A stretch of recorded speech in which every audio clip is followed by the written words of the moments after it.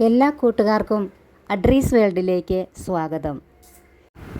ഇന്ന് ഞാൻ വന്നിട്ടുള്ളത് ഒരു പച്ചക്കായ മെഴുക്കുപുരട്ടി ഉണ്ടാക്കുന്നത് എങ്ങനെയെന്നുള്ള ഒരു റെസിപ്പിയുമായിട്ടാണ്. ഇത് വളരെ ഈസിയായി തന്നെ ചെയ്തെടുക്കാൻ പറ്റിയ ഒരു റെസിപ്പിയാണ്. കുട്ടികൾക്കും മുതിർന്നവർക്കുമൊക്കെ ഒരുപാട് ഇഷ്ടപ്പെടുന്ന ഒരു റെസിപ്പിയാണ് ഈ പച്ചക്കായ മെഴുക്കുപുരട്ടി. ഇതെങ്ങനെയാണ് ഉണ്ടാക്കുന്നതെന്ന് നമുക്ക് നോക്കാം. പിന്നെ എല്ലാ കൂട്ടുകാർക്കും സുഖമല്ലേ? എനിക്കിവിടെ സുഖമാണ്. അപ്പോൾ നമുക്ക് വീഡിയോയിലേക്ക് പോകുന്നതിന് മുമ്പായിട്ട് എൻ്റെ ഈ ചാനൽ ആരെങ്കിലും ആദ്യമായി കാണുന്നുണ്ടെങ്കിൽ ഒന്ന് സബ്സ്ക്രൈബ് ചെയ്ത് സപ്പോർട്ട് ചെയ്യണേ. കൂടെയുള്ള ബെല്ലൈക്കൺ ഒന്ന് ക്ലിക്ക് ചെയ്താൽ ഓൾ എന്നൊരു ഓപ്ഷൻ കാണും. അതിൽ കൂടി ഒന്ന് ക്ലിക്ക് ചെയ്താൽ ഞാനിടുന്ന എല്ലാ വീഡിയോസിൻ്റെയും നോട്ടിഫിക്കേഷൻ അതാത് സമയത്ത് നിങ്ങളുടെ ഫോണിൽ നിങ്ങൾക്ക് ലഭിക്കുന്നതായിരിക്കും. വീഡിയോ ഇഷ്ടമായാൽ ഒരു ലൈക്ക് തരാൻ മറക്കരുത്. നമുക്ക് വീഡിയോയിലേക്ക് പോകാം. ഞാനിവിടെ ഇതിനായിട്ട് എടുത്തിരിക്കുന്നത് 3 പച്ചക്കായാണ്. ഇത് നമുക്കൊന്ന് തൊലിയൊക്കെ കളഞ്ഞൊന്ന് വൃത്തിയാക്കി എടുത്തിട്ട് വരാം. ഇതിൻ്റെ ഈ തൊലിയൊക്കെ തോരൻ വെക്കാൻ നല്ലതാണ്. പക്ഷെ ഞാനിപ്പോൾ ഇത് തോരനൊന്നും വെക്കുന്നില്ല. ഇത് നമുക്കൊന്ന് ചെത്തി വൃത്തിയാക്കി എടുക്കാം. ഇത് പെട്ടെന്ന് തന്നെ തയ്യാറാക്കി എടുക്കാൻ പറ്റുന്ന ഒരു കറിയാണ്. ഇപ്പോൾ ഞാനിതിൻ്റെ തൊലിയൊക്കെ ഒന്ന് കളഞ്ഞ് വൃത്തിയാക്കി എടുത്തിട്ടുണ്ട്. ഇനി നമുക്കിതൊന്ന് അരിഞ്ഞെടുക്കാം. ഇത് പല രീതിയിൽ അരിയാൻ പറ്റും. ഞാനിപ്പോൾ ഇത് അരിയുന്നത് നീളത്തിലാണ്. ചെറിയ കഷ്ണങ്ങളാക്കിയോ ഒക്കെ നമുക്കിത് അരിയാൻ പറ്റും. ഇത് കഴുകി എടുക്കുന്നതിന് മുമ്പായിട്ട് ഇത് അരിഞ്ഞിടുന്നത് ഉപ്പുവെള്ളത്തിലായിരിക്കണം. അപ്പോൾ ഇതിൻ്റെ കറയൊക്കെ പെട്ടെന്ന് പോയി കിട്ടും. അതല്ല എങ്കിൽ ചെറിയ ചൂടുവെള്ളത്തിൽ കഴുകിയാലും മതി. ഈ കായയുടെ കറയൊക്കെ പെട്ടെന്ന് പോയി കിട്ടും. ഞാനിപ്പോൾ ഇത് ഉപ്പുവെള്ളത്തിലാണ് കഴുകുന്നത്. ഇത് നമുക്ക് അരിഞ്ഞ് ഈ വെള്ളത്തിലേക്ക് ഇടാം. നിങ്ങളിങ്ങനെയാണ് ചെയ്യുന്നതെങ്കിൽ ഒന്ന് കമൻ്റ് ഇടണേ.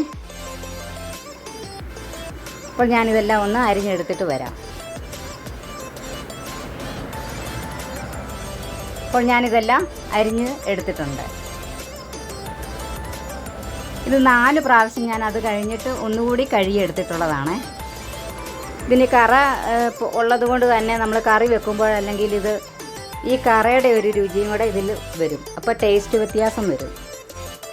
ഞാൻ ഈ പറഞ്ഞ രീതിയിൽ നിങ്ങളിത് കഴുകിയെടുത്താൽ മതി. ഒന്നുകിൽ ഉപ്പ് വെള്ളത്തിൽ കഴുകിയെടുക്കുക, അതല്ല എങ്കിൽ ചൂടുവെള്ളത്തിൽ, ചെറിയ ചൂടുവെള്ളത്തിൽ.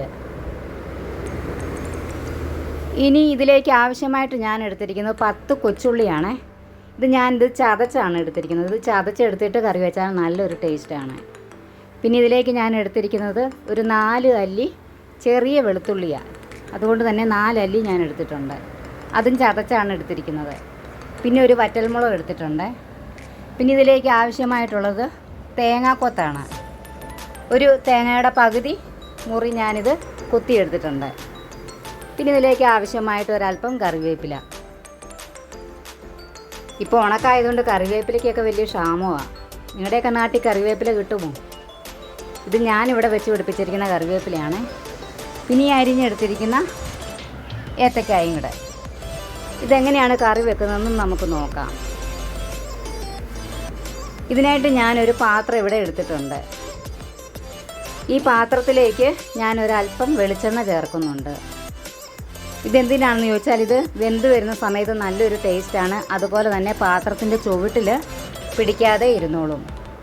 നമ്മൾ ഈ ഏത്തക്കായൊക്കെ വേവിക്കുന്ന സമയത്ത് ചിലപ്പോൾ പാത്രത്തിൻ്റെ അടിയിലൊക്കെ ഇത് പിടിച്ച് ഇരിക്കാറുണ്ട്. അപ്പോൾ ഇതൊരു നല്ല വിദ്യയാണ്. ഒരല്പം വെളിച്ചെണ്ണ ചേർത്തതിന് ശേഷം ഇത് വയ്ക്കുകയാണെങ്കിൽ ഇതിൻ്റെ അടിയിലൊക്കെ പിടിക്കാതിരിക്കും. ഇത് ഞാനിത് മുഴുവനായിട്ട് ചേർത്തിട്ടുണ്ട്. ഇനി ഇതിനാവശ്യമായ ഒരല്പം വെള്ളം കൂടി ചേർക്കാം. ഒരു 1/4 ടീസ്പൂൺ മഞ്ഞൾപ്പൊടി, 1 ടീസ്പൂൺ കാശ്മീരി മുളക് പൊടി കൂടി ഇതിൽ ഞാൻ ചേർക്കുന്നുണ്ട്. ഇതൊന്ന് ഇളക്കിയതിന് ശേഷം നമുക്കിതൊന്ന് വെന്തെടുക്കാം.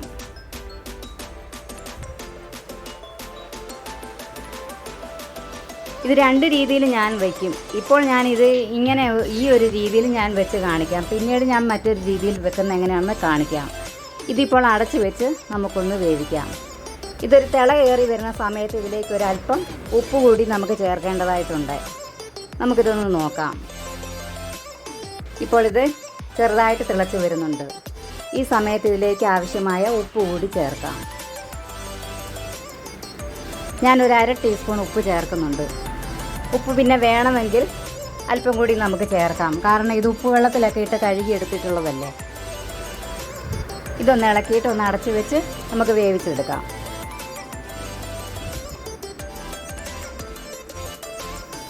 ഇനി നമുക്കിതൊന്ന് തുറന്ന് നോക്കാം വെന്തിട്ടുണ്ടോയെന്ന്. പെട്ടെന്ന് തന്നെ ഇത് വെന്ത് കിട്ടിയിട്ടുണ്ട്. നമുക്കിത് വെന്തോന്നൊന്ന് നോക്കാം.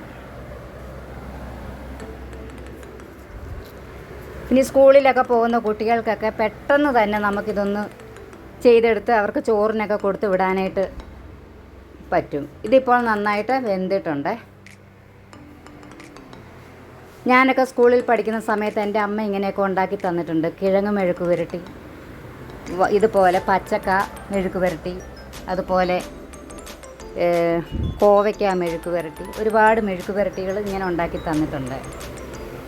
ഇനി നമുക്കൊരു ചട്ടി അടുപ്പത്ത് വെച്ചിട്ട് ചട്ടി ചൂടാകുന്ന സമയത്ത് ഇതിലേക്ക് ആവശ്യമായ വെളിച്ചെണ്ണ ചേർത്ത് കൊടുക്കാം. ഇനി വെളിച്ചെണ്ണ തന്നെ ചേർക്കണേ, അതാ ഇതിൻ്റെ ടേസ്റ്റ്. എണ്ണ ചൂടായി വരുമ്പോൾ ഇതിലേക്ക് ഒരു 1/2 ടീസ്പൂൺ കടുക് ചേർത്ത് കൊടുക്കാം. ഈ കടുക് നന്നായിട്ടൊന്ന് പൊട്ടി വരണം.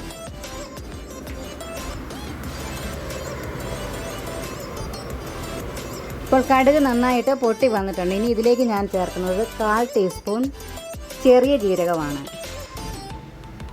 ഈ ചെറിയ ജീരകം ചേർത്താൽ കറിക്ക് നല്ലൊരു ടേസ്റ്റാണ്. പിന്നെ ഒരു ചെറിയ ഉള്ളി വട്ടത്തിലരിഞ്ഞത് കൂടി ചേർക്കുന്നുണ്ട് മൂപ്പിച്ചെടുക്കാൻ വേണ്ടിയിട്ട്. ചതച്ച വെളുത്തുള്ളി ഇതിലേക്ക് ചേർത്ത് കൊടുക്കാം. ഇന്ന് ഗോൾഡൻ ബ്രൗൺ നിറമാകുന്നത് വരെ ഒന്ന് വഴറ്റിയെടുക്കണേ. ഇതിപ്പോൾ ബ്രൗൺ നിറമായി വന്നിട്ടുണ്ട്. ഇനി ഇതിലേക്ക് നമുക്ക് ഇതിലേക്ക് നമുക്ക് തേങ്ങാക്കൊത്തിട്ട് കൊടുക്കാവേ. ഇനി ഇതൊന്ന് വറുത്തെടുക്കാം. ഇത് ഒരുപാട് അങ്ങ് ബ്രൗൺ നിറമാകുന്നത് വരെ ഒന്നും വറക്കേണ്ട ആവശ്യമില്ല. ഇത് നമുക്കിതിൻ്റെ കൂടെ ഇടയ്ക്കൊന്ന് കടിക്കാൻ മാത്രം നല്ല ടേസ്റ്റാണ്. അപ്പം മെഴുക്ക് പുരട്ടിയുടെ കൂടെയൊക്കെ ഒരു തേങ്ങാക്കൊത്ത് കിടക്കുന്ന അതും കൂടെ ഇടയ്ക്ക് വരുമ്പോൾ ഈ കറിക്ക് ഒരു ടേസ്റ്റ് കൂടും. ഇതൊന്ന് പകുതി മൂപ്പാകുന്നത് വരെ ഒന്ന് ഫ്രൈ ചെയ്തെടുക്കാം.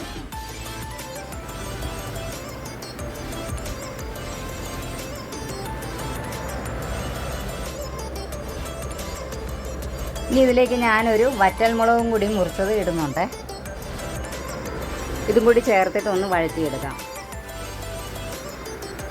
ഇനി ചതച്ച് വെച്ചിരിക്കുന്ന കൊച്ചുള്ളി ചേർത്ത് കൊടുക്കാം. ഞാനൊരു 10 കൊച്ചുള്ളിയാണ് എടുത്തിട്ടുള്ളത്.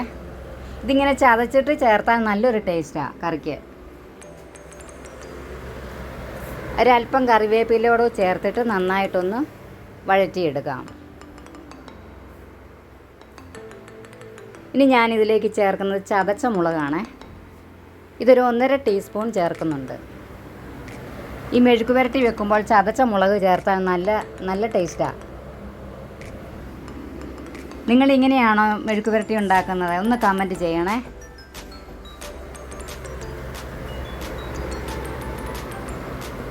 ഇനി ഇതിലേക്ക് ആവശ്യമായ പൊടികളൊക്കെ ചേർത്ത് കൊടുക്കാം. ഒരു 1/4 ടീസ്പൂൺ മഞ്ഞൾപ്പൊടി ചേർക്കാം. കൂടെ തന്നെ 1 ടീസ്പൂൺ കാശ്മീരി മുളക് പൊടി കൂടി ചേർക്കാം. ഈ കാശ്മീരി മുളക് പൊടി ഞാൻ ചേർക്കുന്നത് കളറിന് വേണ്ടിയിട്ടാണ്. നമ്മൾ ഈ ചതച്ച മുളക് ചേർത്തിട്ടുണ്ട്, പിന്നെ അതിൻ്റെ ആവശ്യമില്ലെങ്കിലും കറിക്ക് ഒരു കളർ കിട്ടാൻ വേണ്ടിയിട്ടാണ്. പിന്നെ ഈ സമയത്ത് തന്നെ നിങ്ങൾക്ക് ഇതിൻ്റെ കൂടെ ഒരു 1/4 ടീസ്പൂൺ അല്ലെങ്കിൽ 1/2 ടീസ്പൂൺ കുരുമുളക് പൊടി കൂടി ചേർക്കാവുന്നതാണ്. നല്ല ടേസ്റ്റാണ്. എനിക്ക് ഇല്ലാത്തത് കൊണ്ട് ഞാനിപ്പോൾ അത് ചേർക്കുന്നില്ല. നിങ്ങൾ ചേർക്കുന്നുണ്ടെങ്കിൽ ഈ സമയം അതുകൂടി ചേർക്കണേ. കറിക്ക് നല്ല ടേസ്റ്റാണ് അന്നേരം. ഇതിപ്പോൾ പൊടിയുടെ പച്ചമണമൊക്കെ ഒന്ന് മാറി വന്നിട്ടുണ്ട്. ഇതിലേക്ക് നമുക്ക് വെന്ത പച്ചക്കായ ഇട്ട് കൊടുക്കാം. ഇതൊന്ന് നന്നായിട്ട് മിക്സ് ചെയ്യാം.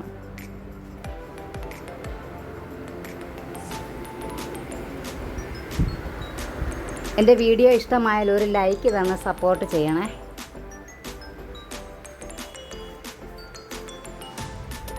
നിങ്ങളുടെ വിലയേറിയ അഭിപ്രായങ്ങൾ കമൻ്റായിട്ട് എനിക്ക് തരണേ.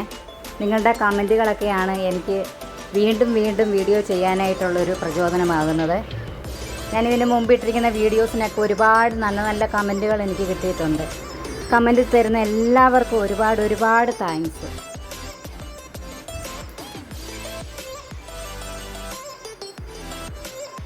നിങ്ങളുടെ സപ്പോർട്ടാണ് എൻ്റെ വിജയം. എല്ലാവർക്കും ഒരുപാട് താങ്ക്സ് ഉണ്ട്. ഇതിപ്പോൾ നന്നായിട്ടൊന്ന് മിക്സ് ചെയ്തെടുത്തിട്ടുണ്ട്. എനിക്കിത് ഉപ്പൊക്കെ പാകത്തിനുണ്ടായിരുന്നു, അതുകൊണ്ടാണ് ഞാൻ പിന്നീട് ഉപ്പൊന്നും ചേർക്കാഞ്ഞത്. ഇനി ഒരല്പം പച്ചക്കറിവേപ്പില കൂടി ഇതിലേക്ക് ചേർക്കാം.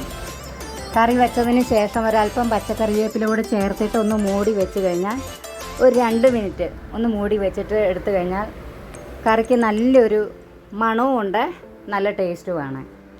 അപ്പോൾ ഇത്രയേ ഉള്ളൂ ഇന്നത്തെ എൻ്റെ റെസിപ്പി. എൻ്റെ വീഡിയോ ഇഷ്ടമായാൽ എന്നെ ഒന്ന് സബ്സ്ക്രൈബ് ചെയ്ത് സപ്പോർട്ട് ചെയ്യണേ. കൂടെയുള്ള ബെല്ലൈക്കൺ ഒന്ന് ക്ലിക്ക് ചെയ്താൽ ഓൾ എന്നൊരു ഓപ്ഷൻ കൂടി കാണും. അതിൽ കൂടി ക്ലിക്ക് ചെയ്താൽ ഞാനിടുന്ന എല്ലാ വീഡിയോസിൻ്റെയും നോട്ടിഫിക്കേഷൻ അതാത് സമയത്ത് നിങ്ങളുടെ ഫോണിൽ നിങ്ങൾക്ക് ലഭിക്കുന്നതായിരിക്കും. വീഡിയോ ഇഷ്ടമായാൽ നിങ്ങളുടെ ഫ്രണ്ട്സിനും റിലേറ്റീവ്സിനും ഒക്കെ ഒന്ന് ഷെയർ ചെയ്ത് സഹായിക്കണേ. നിങ്ങളുടെ ലൈക്കും കമൻറ്റും ഒക്കെ എനിക്ക് തന്ന് എന്നെ സഹായിക്കണം. ഇതിനു മുമ്പ് ഇട്ടിരിക്കുന്ന എല്ലാ വീഡിയോസിനും നിങ്ങൾക്ക് നല്ല അഭിപ്രായം എനിക്ക് തന്നിരിക്കുന്നതിന് ഒരുപാട് നന്ദിയുണ്ട്. നാളെ ഇതേ സമയം മറ്റൊരു നല്ല വീഡിയോയുമായി ഞാൻ വീണ്ടും വരുന്നതായിരിക്കും. എല്ലാ കൂട്ടുകാർക്കും നന്ദി.